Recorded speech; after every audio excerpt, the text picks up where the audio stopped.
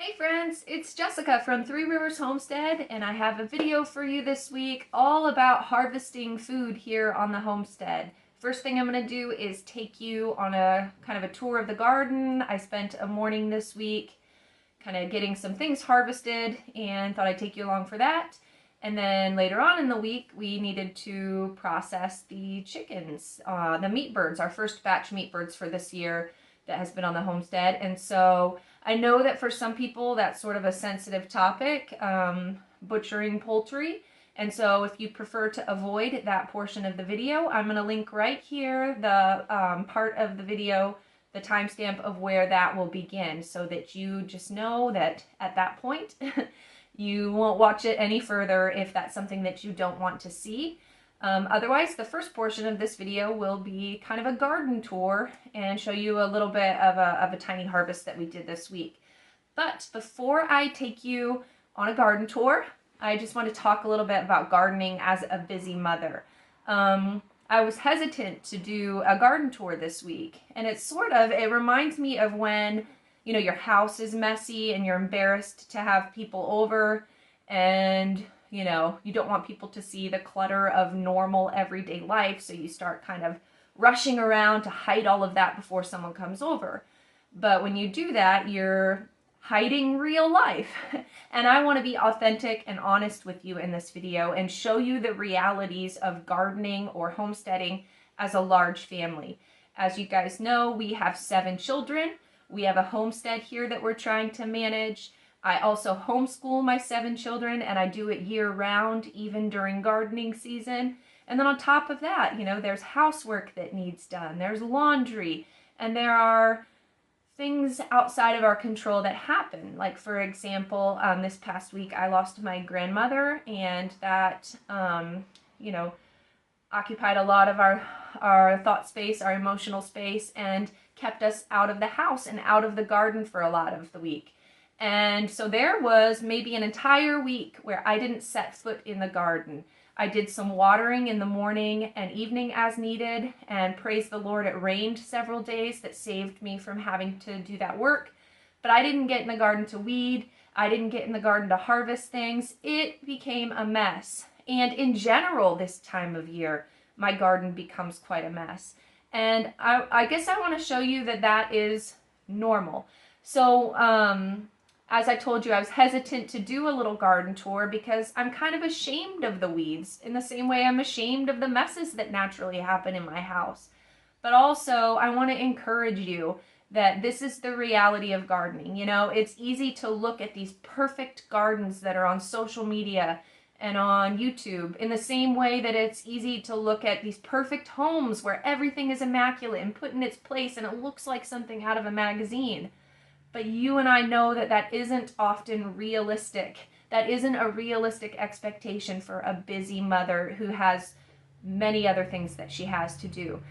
Sometimes I forget that some of these gardening channels, those people with the perfect gardens don't have 7 children, or maybe they're not homeschooling, or maybe they're not trying to cook meals from scratch every day and not doing laundry for 9 people. And so I have to give myself permission to let things go in certain areas. So having some weeds in my garden, all of that, that's fine. It isn't what matters. I'm not trying to make a perfect looking garden.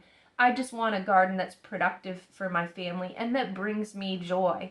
And it reminds me of a quote I read somewhere, and I'm going to probably butcher it, and I can't remember who exactly said it, but it was something to the effect of, you know, some people see a field of weeds with one flower in it and they focus on that flower.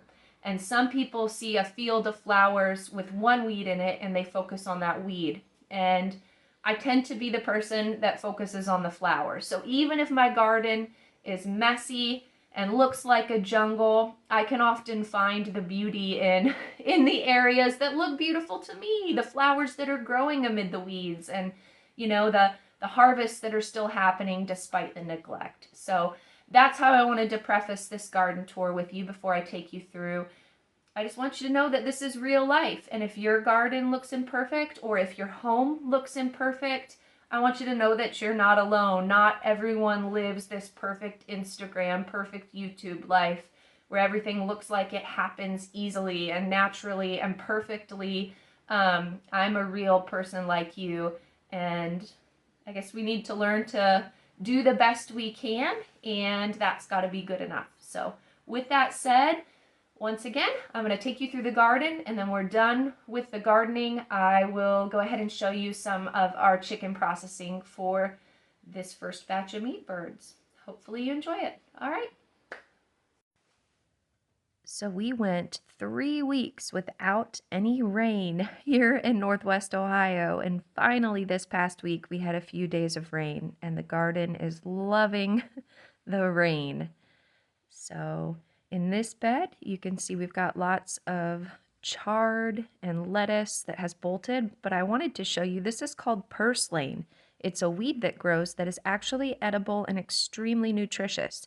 So whenever I find these weeds growing in my garden beds, I just leave them, because why would I pull them if they're edible and really good for you? So that is purslane. Behind that bed, I have a row here of zinnias and cosmos that are just starting to bloom. I can't wait to cut bouquets to bring inside and bring us joy. This bed right here is really starting to recover now from the cabbage worm damage of a couple weeks ago. This is my kale. I have 3 types here, a red Russian kale, the dinosaur lacinato, I believe it's pronounced, kale, and then a curled variety. And we get enough to have a couple meals a week here of kale. This bed is the radishes that I let go to seed. So as you can see where the flowers are, if they're pollinated, these little green seed pods will grow, and they are extremely delicious. You can see I have a lot of flowers left that still need to produce pods. Today we're going to harvest some of these pods, just enough for fresh eating. If I really dig in here, I could harvest a lot more, but I just needed to fill a container. I wanted to put this container out for snacks for fresh eating for the day for the kids, because they really love these pods. Once the rest of these seed pods form from the flowers, we will do a huge harvest, and I plan to can a batch of pickled radish pods. They taste amazing, and I will definitely take you guys along for that process when I do so. Besides eating them fresh or pickling them, radish pods can be cooked just like you would cook things like green beans or pea pods. So they're great in stir fries and dishes like that. They have the hint of a radish flavor, but it's rather mild. It isn't as intense as the root of the radish plant. So there you go. That's what I needed for this day, just enough for the kids and I to snack on, and we definitely polished that entire container off by the end of the day. We really love these, and I hope the next time your radishes bolt early, instead of pulling them, you go ahead and let them go to seed. My garlic is looking like it's ready to be harvested. You can see that the bottom greens are starting to brown up. There we go. There's that garlic bulb. So this entire bed over the next week or so, I'm hoping to harvest all of this, and I need to cure it in our garage. I just set up some screens and lay it out there and let it cure, and then we can bring all that garlic in. You can see we forgot a few scapes. They escaped us, and that you can see the flower bulb growing there. In this corner, we'd have some tomatoes that are doing amazingly well. Look how big and beautiful those are. Behind that, there are a couple pots of peppers and a lot of weeds. As I mentioned and warned you guys, there are a lot of weeds in my garden right now, and that's just the way it is. Up next, it's time to harvest some bush beans. So I have 2 of these beds full of bush beans, and I planted them extremely close together, about 4 inches together in rows 4 inches apart. So they're very densely packed in there, and they are doing great. About half of this bed is producing right now. The first seeds I planted were called red swan bush beans, and they are doing great. They're a beautiful purpley red color, and they turn green as they are heated and cooked. The other half of this bed is a what is it called? Blue Lake bush bean, I believe. And those are just starting. I had the first couple plants of those begin to put off beans. And then the other bed is just now beginning to flower. So it will be a few more weeks before we harvest anything there. And hopefully by that point, we'll be able to get enough of a harvest to can a batch of beans for winter. Our zucchini here is just starting to flower. You can see a little female flower there with a baby zucchini on the end of it. So Lord willing, here in the next couple weeks, we'll have an abundance of zucchini. We love zucchini. This bed is half calendula flowers, and then the other half is also zucchini. So I believe I did about 6 zucchini plants this year, and that will be more than enough to have enough to preserve. There's another little bit of purslane. As I mentioned, I never pull that weed. We will harvest that and eat it with our other greens. Our carrots are looking nice. And then over here you can see our pole beans are growing up on the trellis here. Pole beans are just like bush beans. They will produce green bean pods, but they grow up and like to vine and will produce throughout the rest of the summer. So we have lots of those. I believe I have 4 beds full of pole beans that will be for canning toward probably the end of August. We'll be canning those. And in this bed, here's my cucumber. It was kind of slow to produce, but it's just now starting to put on fruit. We'll let these cucumbers go another day or two. There are a bunch hidden in there, and that's great. We like to eat cucumbers in our salads. You can see a little baby cucumber there. That's the female flower that needs fertilized and will grow into the fruit. The kids are hoping we end up with enough extra cucumbers to do pickles.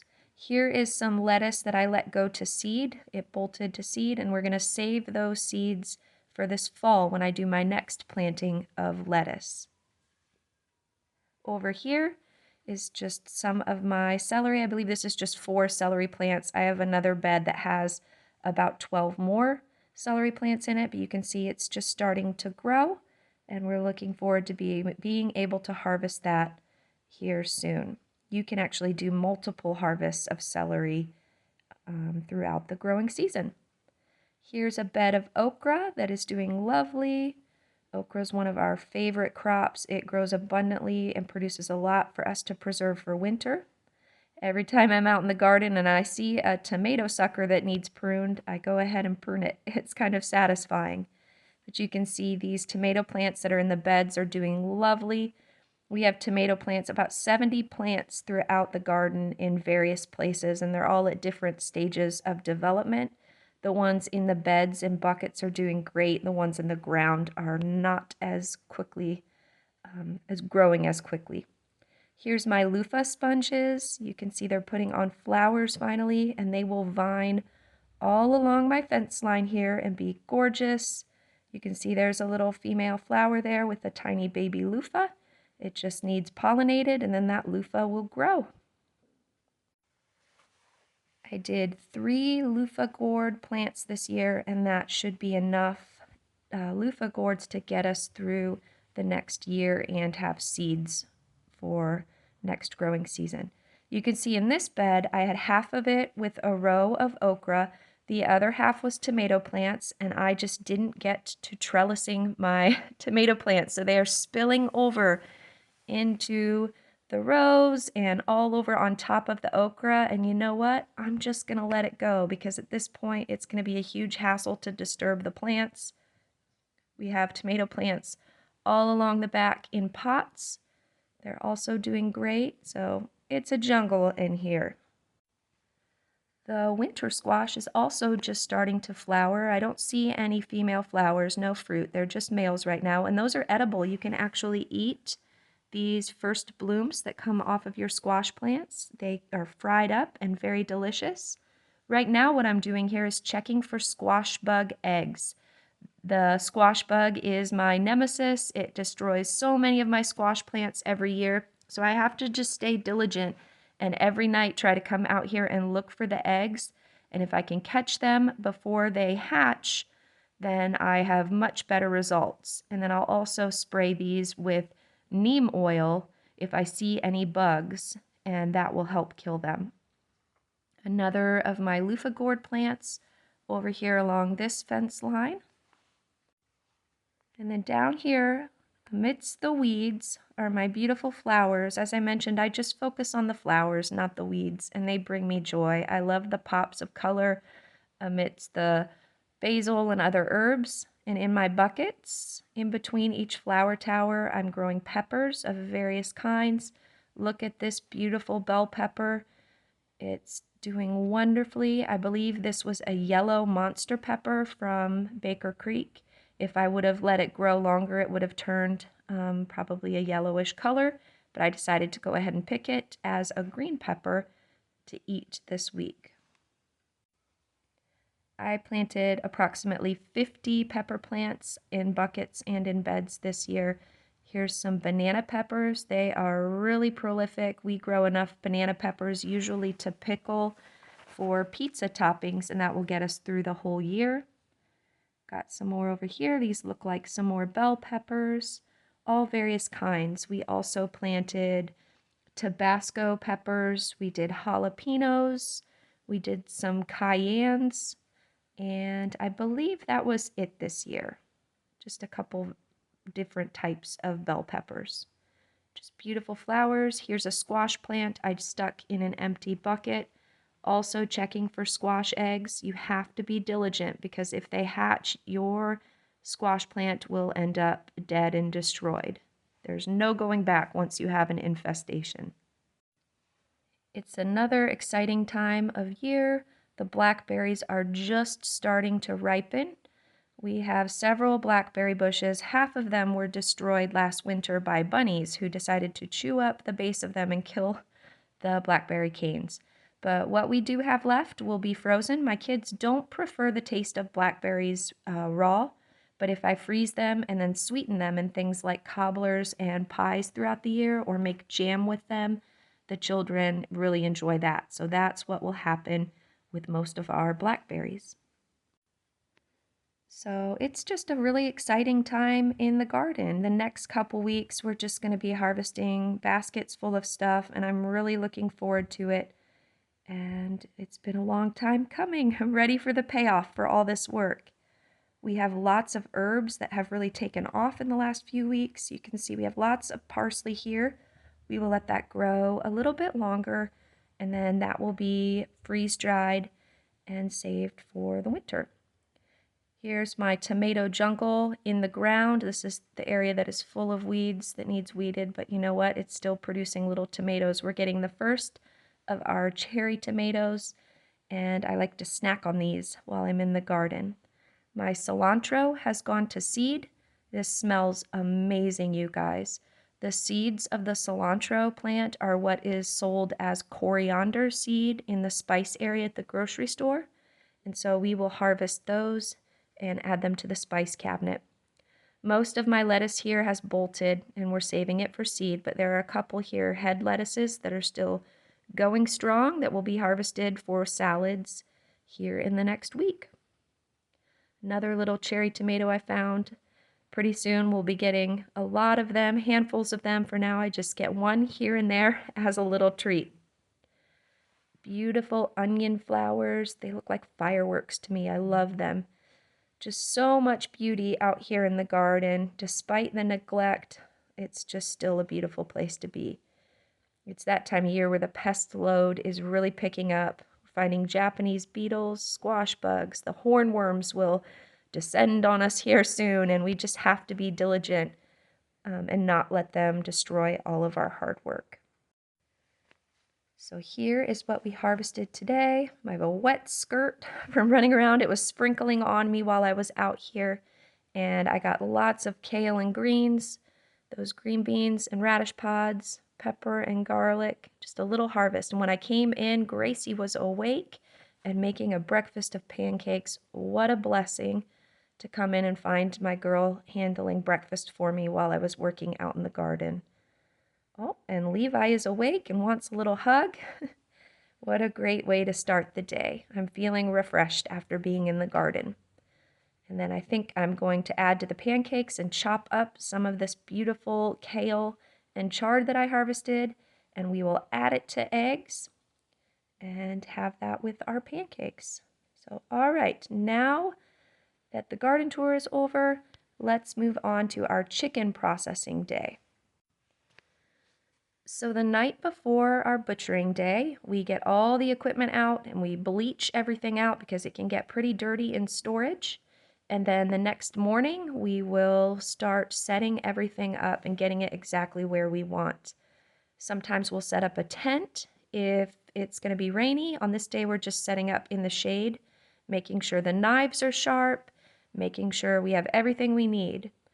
We were doing 30 birds on this day, and Adam thought we would want some extra kill cones, so he made me some little traffic cone kill cones that he cobbled together here, and it ended up working out wonderfully.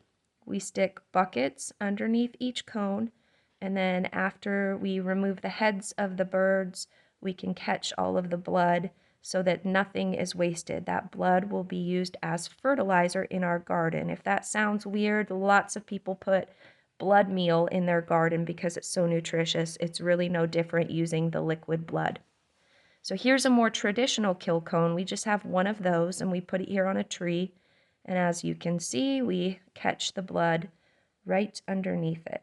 And this is the first step of processing. The birds come directly here, and the pain for them is over in, 5 seconds or so. We just prefer to completely remove the head, and then it's over for them, and we know that they are dead. And that is just what works for us.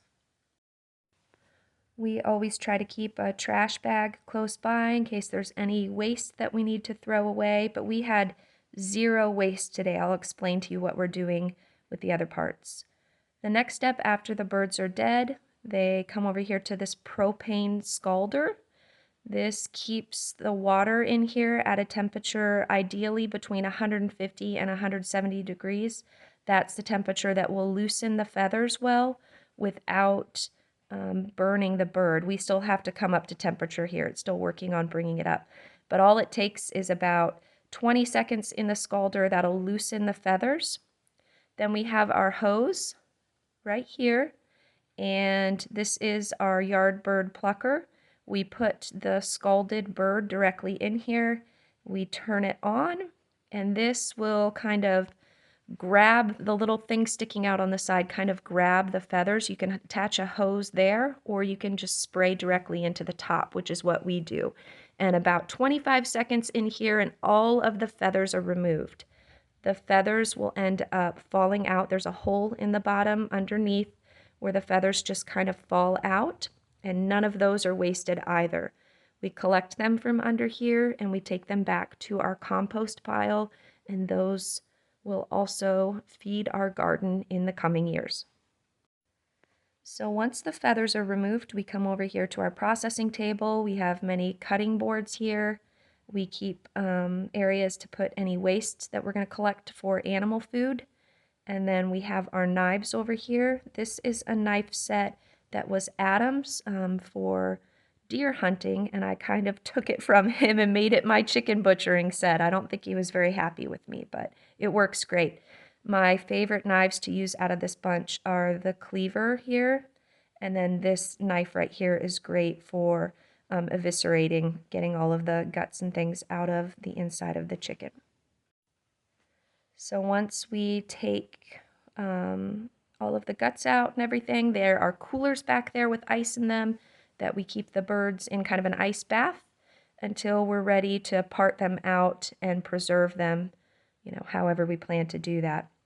So this is our setup. We just like to be somewhere near a water source. And as I mentioned, we're under a tree today to give us some shade. We have our well pump, the hand pump over there if we need extra water. We also have the hose over here. You need a lot of water when you're processing for various things, cleaning things, running the plucker, filling your coolers, all sorts of things. Now, as I mentioned, there is 0 waste. So what we actually do is we save the gizzards, the heart, and the livers, and we will eat all of those various parts in different meals. We also save the feet because they make a really delicious gelatinous chicken broth. Now, all that leaves is the heads and the rest of the innards. And our friends here that came over to help us, they have pigs. So all of the rest of the parts were saved for them and they became pig food. So we literally had nothing left over after this chicken processing that went to waste. And that's how we like to do it. We had two friends, two families come over to help us on this day. These are both families that are sort of new to keeping chickens. This was their first year keeping meat birds, and their birds were a little younger than ours, and so they wanted to come over to learn how to do it before they process their own chickens. And that's a great way to do it. You're sharing your knowledge with someone to make their job easier in the future. And in the meantime, it's making your own job easier because you have extra sets of hands to get the work done. On this day, we were just doing 30 birds. And with everybody we had here, we were able to process all of them in 2.5 hours, which was actually wonderful. Great timing.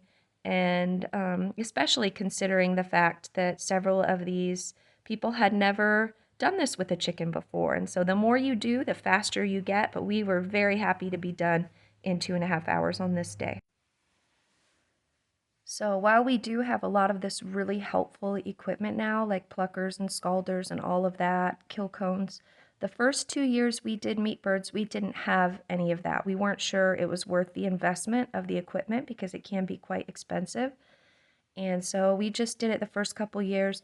All we needed was a knife and a cutting board. And if the feathers were being difficult, we would just skin the birds instead of plucking them. And that's what we did for the first 2 years. So, if you're wanting to do meat birds and you're hesitant to do it because of how expensive the equipment is to process them, just know that you don't need fancy, expensive equipment to do it. While the equipment does make it much more efficient and quicker, it is possible to butcher birds with, less equipment. This first batch of birds, these were Cornish cross that we raised. We ended up processing them at about 9 weeks old. They were at the right size, and we worried if we let them get any bigger, they were going to start having health problems. They can have heart attacks and broken legs because they just get so big. So while the adults were doing the work, the girls were busy watching all of the children. We had 12 children over in total on this day, and they just had a blast playing duck, duck, goose and baseball and all sorts of things while the adults were talking and working and having fun. And when we were done, we had 30 wonderful birds ready to be parted out and preserved. And my plan is to can birds, and I will take you along on that process, hopefully in next week's video.